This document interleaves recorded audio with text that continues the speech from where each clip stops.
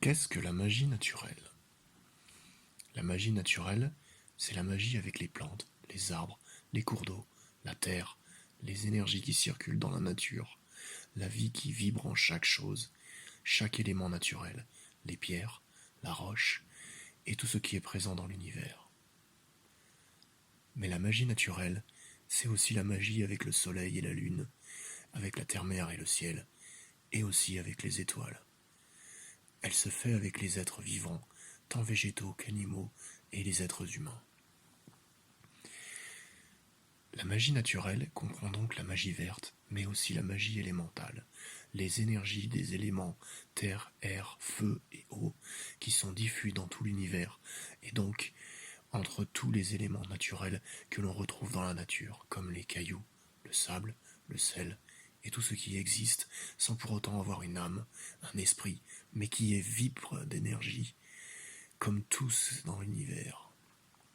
Albert Einstein l'avait d'ailleurs dit, tout est énergie.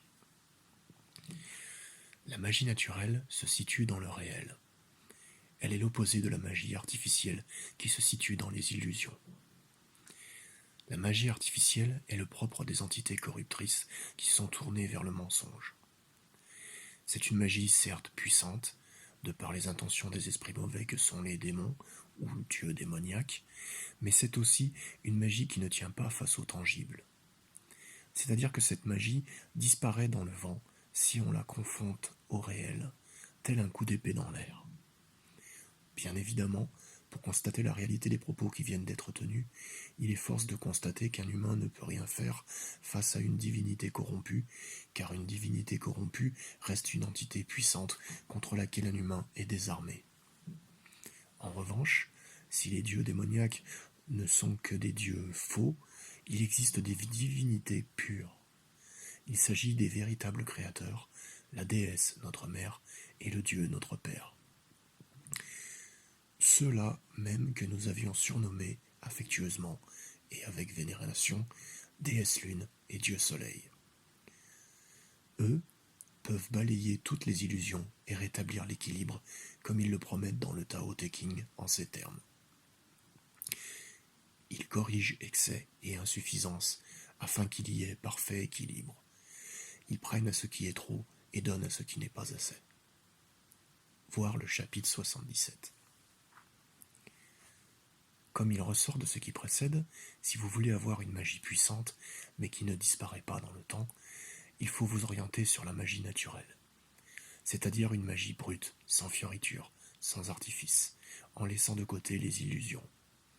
Ainsi, le rêve, bien que séduisant, n'est qu'un piège. Si vous aimez les belles choses, point besoin de créer de belles histoires.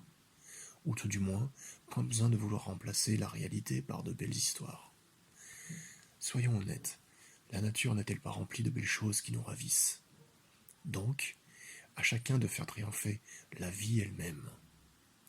Car la vie est harmonie, et ce n'est que l'œuvre des dieux démoniaques et de ceux qui les suivent qui détruit l'équilibre de l'univers, la beauté de la vie. Il s'agit donc pour le sorcier de faire triompher le bien sur le mal. Et vous comprendrez que les illusions ne seront pas l'arme adéquate pour y parvenir. Ce serait un piège qui vous amènerait à l'échec et à des souffrances, car vous seriez alors prisonnier du monde des dieux démoniaques, le monde des illusions, le monde artificiel. Faites le choix du monde naturel. La magie de la Wicca n'est autre que la magie naturelle, et elle se tourne d'ailleurs vers nos créateurs, la déesse mère lune et le dieu père soleil. Elle est similaire à la spiritualité taoïste qui s'oriente vers l'équilibre des énergies yin et yang dans l'univers, les choses naturelles, l'harmonie avec la nature, le choix de la vie. Voilà, j'espère que cette vidéo vous aura plu et que vous aurez pleine conscience de ce qu'est réellement la magie naturelle. Il ne me reste plus qu'à vous dire au revoir pour de prochaines vidéos. Bénédictions à tous. Au revoir.